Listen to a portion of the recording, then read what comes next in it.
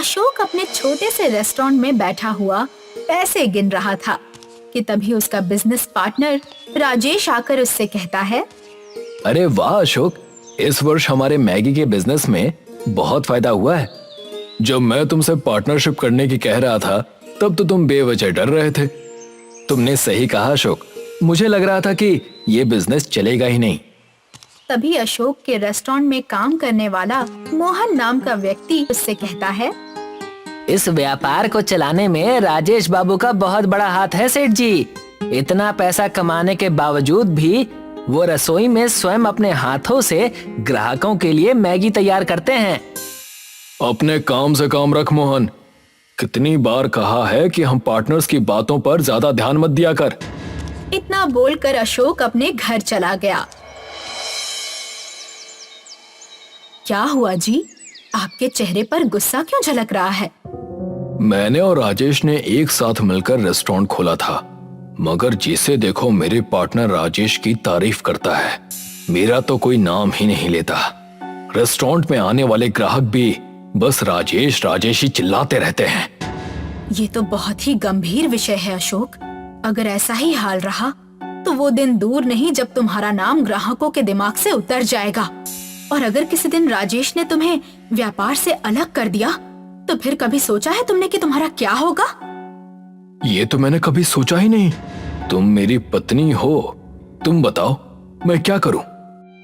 देखो, व्यापार अपनी जगह है, दोस्ती अपनी जगह। तुम पूरी तरह से प्रोफेशनल बन जाओ। राजेश तुम पर बहुत ज्यादा भरोसा करता है। तुम कहना क्या चाहती हो? अरे बुद्धू, कब अकल आएगी तुम्हें? अरे राजेश दिन में इतने पेपर साइन करता है, किसी दिन ब्लैंक पेपर पर साइन करवा लो। उसके बाद राजेश जीवन भर तुम्हारे आगे पीछे फिरता रहेगा और उसकी सारी प्रॉपर्टी मेरे नाम कर दो। अरे वाह, आज तुमने वो कहावत चरितार्थ कर दी कि हर सफल व्यक्ति के पीछे उसकी पत्नी का ही हाथ होता है। अगले दिन अशोक राजेश के घर पर चला गया, मगर उसने देखा कि राजेश कहीं जाने की तैयारी कर रहा था। क्या हुआ राजेश, तुम कहीं जाने की तैयारी कर रहे हो? अरे हाँ अशोक, क्या है ना कि कुछ दिनों पहले मैंने संतरे का एक छोटा सा बगीचा खरीदा है। मैं अपनी पत्नी और बेटी संध्या को वही दिखाने ले जा रहा हूँ। राजेश की बात सुनकर अशोक मन ही मन बुरी तरह से जल गया। अच्छा, तो अब ये संतरे का बगीचा भी खरीदने लगा। मेरी पत्नी ने मुझे बिल्कुल सही उपाय बताया है। अशोक मुस्कुराकर राजेश की ओर देखता है। ये कुछ बिजनेस के डॉक्यूमेंट्स हैं, तुम्हारे सिग्नेचर होने बहुत जरूरी हैं। एक बार इन्हें पढ़ लो। कैसी बातें कर रहे हो दोस्त, भरोसा नाम की भी कोई चीज होती है? तुमने आज तक मुझसे जिस भी पेपर पर साइन करवाए हैं, क्या मैंने कभी भी वो पढ़े हैं? तो अब क्यों पढ़ूंगा, साइन कर देता हूँ। इतना कहकर राजेश ने सारे पेपर पर साइन कर दिए। अशोक खुश होता हुआ वहाँ से चला गया। राजेश अपने परिवार को संतरे का बगीचा दिखाने के बाद अपनी कार से घर लौट रहा था कि तभी उसने देखा रोड पर एक व्यक्ति घायल अवस्था में पड़ा हुआ था और एक 10 वर्षीय बच्चा बुरी तरह से रो रहा था। राजेश तुरंत कार से बाहर निकलकर उस बच्चे से कहता है, क्या हुआ बेटा, कौन है ये और ये घायल कैसे हुए? ये मेरे पिताजी हैं। हम दोनों रोड पार कर रहे थे कि तभी एक तेज कार टक्कर मार के चली गई। तुम चिंता मत करो, मैं अभी इन्हें अस्पताल लेकर जाता हूँ। आप बहुत अच्छे इंसान हैं, वरना यहाँ से इतने लोग गुजरे। मैंने सबसे मदद मांगी मगर मेरी मदद किसी ने नहीं की। राजेश उस व्यक्ति को अस्पताल ले गया। डॉक्टर उस व्यक्ति को देखकर राजेश से कहता है, आई एम सॉरी सर, ये अब इस दुनिया में नहीं रहे। ये सुनकर बच्चा फूट फूट कर रोने लगा। राजेश ने उस व्यक्ति का अंतिम संस्कार कर दिया और उस बच्चे को अपने घर ले आया। बच्चे को रोता हुआ देख राजेश की पुत्री संध्या कहती है, क्या नाम है तुम्हारा? मेरा नाम अंकुश है। तुम चिंता मत करो अंकुश, आज से मैं तुम्हारी परवरिश करूंगा, तो मुझे तुम अपना पिता ही समझो। अगले दिन राजेश अपने रेस्टोरेंट चला गया, मगर रेस्टोरेंट का बोर्ड देखकर राजेश बुरी तरह से चौंक जाता है। इस बोर्ड से तो मेरा नाम ही गायब है। इतना कहकर राजेश सीधे रेस्टोरेंट के अंदर जाकर अशोक के पास जाकर कहता है, अशोक, बोर्ड से मेरा नाम क्यों हटवा दिया? केवल इस बोर्ड से ही नहीं राजेश, इस रेस्टोरेंट से और तुम्हारे घर से भी तुम्हारा नाम हटा दिया है। तुम कहना क्या चाहते हो? यही कि कल जिन पेपर्स पर तुमने साइन किए थे ना, मैंने तुम्हारा बैंक बैलेंस, तुम्हारा घर और ये रेस्टोरेंट अपने नाम कर लिया है। अब तुम सड़क के भिखारी हो। ये मेरे साथ धोखा है। मैंने तुम पर कितना विश्वास किया था। क्या है ना कि ऐसा करना मेरी मजबूरी थी। हम दोनों ने साथ मिलकर बिजनेस शुरू किया था, मगर नाम तुम्हारा ही होता था, इसलिए मैंने तुम्हारा नाम हर जगह से मिटा दिया। अब तुम यहाँ से जा सकते हो। राजेश मुंह लटकाकर अपने घर आ गया, मगर घर पर पुलिस को देखकर वो चौंक जाता है। क्या हुआ? मेरे घर पर पुलिस क्यों है? सर, आपका घर मिस्टर अशोक बाबू के नाम हो गया है। अब आप इस घर में नहीं रह सकते, और हाँ, इस घर से कोई भी वस्तु आप लेकर नहीं जा सकते। प्लीज हमारे साथ कोऑपरेट कीजिए, नहीं तो हमें आपको धक्के देकर इस घर से बाहर निकालना होगा। राजेश अपनी पत्नी रुचि और पुत्री संध्या और अंकुश को लेकर घर से बाहर आ गया कि तभी भयानक वर्षा होने लगी। अब हम क्या करेंगे? आपके पार्टनर ने तो बहुत बड़ा धोखा दिया है। मुझे तो ये अंकुश ही मनहूस लगता है। देखो ना पापा, कल ही ये हमारे जीवन में आया और हमारा जीवन बर्बाद हो गया। ऐसा नहीं कहते संध्या, इसमें बेचारे अंकुश का कोई दोष नहीं। बेईमान तो मेरा पार्टनर निकला। राजेश अपने परिवार को अपने बगीचे में ले गया और वो सब रात भर संतरे के बगीचे में बारिश से भीगते रहे। सुबह अशोक की पत्नी रुचि राजेश से बोलती है, अब क्या करेंगे जी? कल रात से हम सब भूखे हैं। आपका बिजनेस भी तबाह हो गया। मेरी जेब में फूटी कौड़ी भी नहीं है रुचि। तब तक इन्हीं संतरों को खाकर काम चला लेते हैं। ना बोलकर राजेश ने एक पेड़ से एक संतरा तोड़ लिया, मगर जैसे ही उसने संतरे को छीला तो सामने का दृश्य देखकर उसकी आंखें आश्चर्य से फटी रह गई। संतरे के अंदर गर्मा गर्म मैगी मौजूद थी। ये क्या पापा? संतरे के अंदर मैगी? ये तो चमत्कार है। तभी राजेश ने देखा कि जो संतरा उसने तोड़ा था वो दोबारा वहाँ पर फिर से उग आया। राजेश मुस्कुराता हुआ अपने परिवार की ओर देखकर कहता है, ये कैसे हो रहा है ये तो मुझे नहीं पता। इसके बारे में तो बाद में पता लगाऊंगा, लेकिन मैगी की खुशबू बता रही है कि ये बहुत ही अच्छी कीमत पर बिकेगी। लेकिन राजेश, हमारे पास तो अब कोई जगह भी नहीं है। हिम्मत मत हारो, हमारा ये बगीचा हाईवे के किनारे है। हम यहीं पर एक छोटा सा लकड़ी का अपने हाथों से रेस्टोरेंट बनाएंगे और संतरा मैगी बेचेंगे। राजेश और उसका परिवार जंगल से लकड़ियां काट के ले आए और मेहनत से लकड़ियों का सुंदर सा रेस्टोरेंट बनाने में जुट गए। कुछ दिन की मेहनत के बाद वहाँ पर वो सब ठीक ठाक देखने वाला रेस्टोरेंट बनाने में कामयाब हो गए। राजेश संतरे छीलकर बैठ गया। तभी एक लग्जरी कार वहाँ पर आकर रुक गई। तुम्हारा नाम तो राजेश है ना? तुम्हारे हाथ की मैगी तो दूर दूर तक प्रसिद्ध है, लेकिन जो मैगी मैं इस समय देख रहा हूँ वो तो बहुत ही अद्भुत है। एक बार आप इसे खाइएगा तो खाते ही रह जाइएगा। ये संतरा मैगी है। और एक संतरा मैगी की कीमत क्या है? वैसे तो ये अनमोल है सर, फिर भी आपके लिए इसकी कीमत 2000 रुपए है। बलवान आदमी ने तुरंत 2000 रुपए राजेश को पकड़ा दिए और मैगी खाते हुए चटकारे लेने लगा। इससे ज्यादा स्वादिष्ट मैगी मैंने अपने जीवन में कभी नहीं खाई। मैं एक 5 स्टार होटल का मालिक हूँ। क्या तुम इस संतरा मैगी की सप्लाई मेरे 5 स्टार होटल में करोगे? बिल्कुल करूंगा सर। राजेश उस दिन से 5 स्टार होटल में संतरा मैगी की सप्लाई करने लगा और अपने लकड़ी के रेस्टोरेंट में भी बैठकर संतरा मैगी बेचने लगा। कुछ ही दिनों में राजेश की किस्मत उस पर मेहरबान हो गई। उसने बगीचे के आसपास की सारी जमीन खरीद ली और उसने वहाँ पर एक बहुत ही आलीशान बंगला बनवा लिया। हमारी संतरा मैगी सारे शहर में प्रसिद्ध हो चुकी है, मगर अभी तक हम इस रहस्य को समझ नहीं पाए कि बगीचे में उस एक पेड़ पर संतरे के अंदर मैगी कैसे निकलती है। यही तो मैं सोच रहा हूँ, हम सब रात के समय जितने भी संतरे तोड़ते हैं, अगले दिन वहाँ पर संतरे फिर से उगाते हैं। तभी रुचि की नजर मुस्कुराते हुए अंकुश पर पड़ी, जो कि संध्या के साथ खेल रहा था। हो ना हो, अंकुश हमारे लिए बहुत ही लकी साबित हुआ है। एक रात राजेश सो रहा था कि तभी अचानक उसकी आंख खुल गई। जैसे ही वो अपने बंगले के बाहर संतरे के पेड़ के पास आया तो उसने देखा कि अंकुश की आंखों से रंग बिरंगी किरणें निकल रही थी। उन रंग बिरंगी किरणों से पूरे संतरे का पेड़ प्रकाश की रोशनी से नहा रहा था। राजेश आश्चर्य से अंकुश की ओर देखकर कहता है, ये तुम क्या कर रहे हो और कौन हो तुम? तभी अंकुश राजेश की ओर देखकर कहता है, मुझे पता था कि एक ना एक दिन मेरा रहस्य आपके सामने आ ही जाएगा। आपके संतरे के पेड़ पर जो मैगी निकलती है, उस चमत्कार को मैंने ही किया है।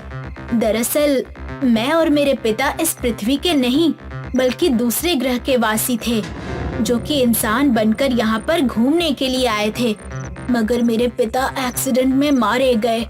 तुम्हारे अंदर इतनी इंसानियत थी, इसलिए मैंने तुम्हारी मदद की। अब मेरा जाने का समय हो गया है, लेकिन तुम्हारे इस जादुई संतरे के पेड़ से मैगी हमेशा निकलती रहेगी। राजेश को पूरा रहस्य समझ आ चुका था। एक दिन राजेश अपने रेस्टोरेंट में बैठा हुआ था कि तभी उसका दोस्त अशोक रोता हुआ वहां आकर कहता है, मुझे माफ कर दो मेरे दोस्त, जिस पत्नी के बहकावे में आकर मैंने तुम्हारी सारी संपत्ति उसके नाम कर दी थी, वही पत्नी मुझे तलाक देकर चली गई और मेरी सारी प्रॉपर्टी पर कब्जा कर लिया उसने। मैं दर दर की ठोकरें खा रहा हूँ। तुम्हें तुम्हारे किए की सजा मिल चुकी है अशोक, लेकिन मैं तुम्हारी तरह नहीं हूँ। तुम मेरे दोस्त थे, इसलिए मैं तुम्हें काम जरूर दूंगा, लेकिन मैं तुम्हें पार्टनर के तौर पर नहीं रखूंगा। तुम मेरे रेस्टोरेंट में बतौर वेटर काम कर सकते हो, क्योंकि तुम वेटर बनने के ही काबिल हो, पार्टनर बनने के लायक नहीं हो। राजेश की बात सुनकर उसे उसके किए की सजा मिल चुकी थी और राजेश की संतरा मैगी पूरे विश्व में प्रसिद्ध हो चुकी थी। सुनीता सुबह सुबह अपनी सब्जी का ठेला उठाकर शहर में घूम रही थी।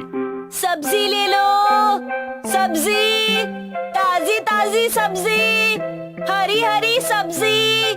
सुनीता की आवाज सुनकर कुछ घरों से औरतें निकलकर उसकी सब्जी खरीदने आती हैं। वाह सुनीता, आज की सब्जी तो बहुत ताजा लग रही है। मैडम, सुनीता की सब्जी तो हमेशा ही ताजा रहती है। सुनीता, टमाटर कैसे दिए? 40 रुपए किलो मैडम। अरे सुनीता, हमें लूट तो मत।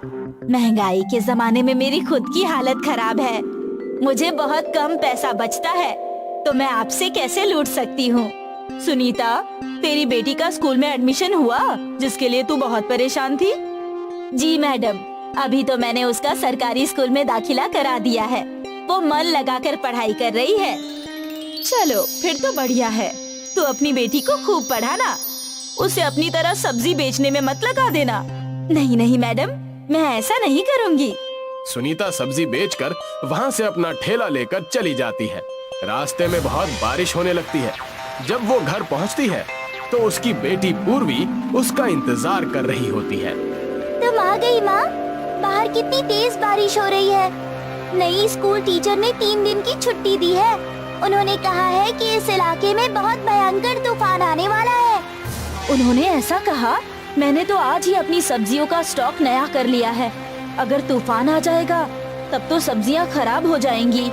भगवान करे ऐसा ना हो। नहीं माँ, ऐसा नहीं होगा, चिंता मत करो। उसके बाद सुनीता और पूर्वी खाना खाते हैं और पूर्वी सुनीता की गोद में सो जाती है। इस समय सुनीता को अपने पति की याद आ रही होती है।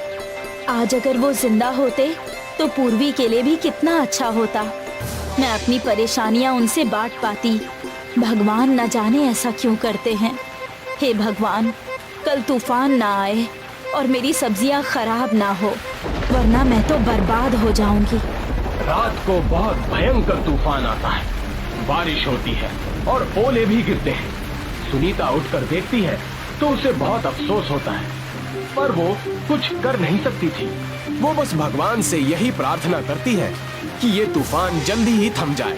एक पूरा दिन बारिश होती है, अगले दिन भी पूरा दिन बारिश होती है। ऐसे ही ये बारिश 3 दिन तक होती रहती है।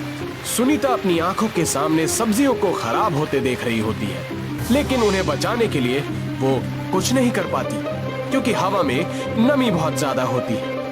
तीसरे दिन जाकर जब बारिश रुकती है तो सुनीता अपनी सब्जियों के पास जाकर उनका हाल देखती है। वो सभी खराब हो चुकी होती हैं। हे भगवान, हमारी सहायता करो। अब मैं क्या करूं? मेरे पास तो पैसे भी बहुत कम ही बचे हैं। इसमें तो घर का खाना पीना भी बस 1 सप्ताह तक का ही निकल पाएगा। और अब मैं नई सब्जियां कैसे खरीदूंगी? सुनीता अपनी परेशानी पूर्वी के सामने जाहिर नहीं करती और उसे स्कूल छोड़ते हुए वो बाजार की तरफ निकल जाती है। वहाँ वो भगवान के मंदिर जाती है। वहाँ उसके सिवा एक और औरत एक बड़ा सा बोरा लेकर भगवान से प्रार्थना कर रही होती है। वो औरत भी बहुत परेशान दिख रही थी। इस तूफान में आपका भी कोई नुकसान हो गया क्या? आप कहाँ से हो? आपका नाम क्या है? अयो, मेरा नाम चिन्नम्मा है। ये जो तूफान हुआ उसमें मेरा हस्बैंड की मौत हो गई। हमारा नारियल पानी का बिजनेस था। तूफान की वजह से बहुत सारे नारियल पानी भी गिर गए। अब मैं उन सबको लेकर यहाँ बेचने आई हूँ, पर वो बिक ही नहीं रहे। इसलिए मैं भगवान से मदद की प्रार्थना कर रही हूँ जी। इसके बाद चिन्नम्मा और सुनीता दोनों साथ में मार्केट की ओर जाते हैं। वहाँ सुनीता को बहुत भूख लग रही होती है। तभी वो देखती है कि वहाँ पर मैगी बिक रही है। चिन्नम्मा और सुनीता देखते हैं कि वहाँ बहुत सारे मैगी के प्रकार लिखे हैं। ये एक ही मैगी कितने तरह से बेचते हैं। इनकी दुकान में भीड़ भी कितनी लगी है। अयो, मुझे तो इनकी मैगी भी अच्छी नहीं लगती। हमारे यहाँ कोकोनट के टेस्ट वाली मैगी मिलती है। ऐसी मैगी यहाँ कहीं नहीं मिलती जी। ये बात सुनीता को बड़ी अच्छी लगती है। वो चिन्नम्मा का नंबर ले लेती है। उस दिन दोनों अपने अपने घर जाकर बड़ी परेशान होती हैं। दोनों बेसहारा होती हैं और तूफान में उनका बहुत नुकसान हो चुका होता है। चिन्नम्मा को अपने पति के गुजरने का बहुत दुख होता है और अपने नारियल को बेचने का वो प्रयास कर रही होती है। उधर सुनीता का इकलौता सहारा पूर्वी होती है। उसकी चिंता होती है कि अगर वो पैसे नहीं कमाएगी तो पूर्वी की फीस कैसे भरेगी और उसे अच्छे से कैसे पढ़ाएगी। सुनीता की गोद में पूर्वी सो रही होती है। तभी सुनीता को एक आइडिया आता है। वो चिन्नम्मा को फोन लगाती है और अगले दिन मिलने को बोलती है। अगले दिन चिन्नम्मा और सुनीता मिलते हैं। चिन्नम्मा, क्या तुम्हें तुम्हारे नारियल के कोई खरीदार मिले? नहीं जी, मुझे तो कोई खरीदार नहीं मिल रहे हैं। न जाने मैं क्या करूँगी। मुझे एक बहुत अच्छा आइडिया आया है। हम दोनों मिलकर ये काम कर सकते हैं, जिससे तुम्हारी परेशानी भी मिट जाएगी। और अगर ये काम चल गया तो फिर हम दोनों मिलकर खूब पैसे भी कमा सकते हैं। आपका आइडिया क्या है जी? क्यों ना हम एक ऐसी मैगी बनाएं जो आज तक इधर किसी ने नहीं खाई हो। हम उस मैगी को साउथ इंडियन स्टाइल में बनाएंगे। उसे हम नारियल पानी में बनाएंगे और जो खाली नारियल बचेगा उसी में सर्व करेंगे। बाकी के पैसे मैं दे दूंगी। मेरे पास कुछ बचे हुए पैसे हैं और तुम अपने नारियल दे देना। अगर ये आइडिया काम कर गया तो फिर हम दोनों की परेशानियां खत्म हो जाएंगी। हाँ, रिस्क तो बहुत है जी, पर मेरे नारियल ऐसे भी खराब ही हो जाएंगे। मैं तुम्हारे साथ हूँ। हम दोनों मिलकर खूब मेहनत करेंगे।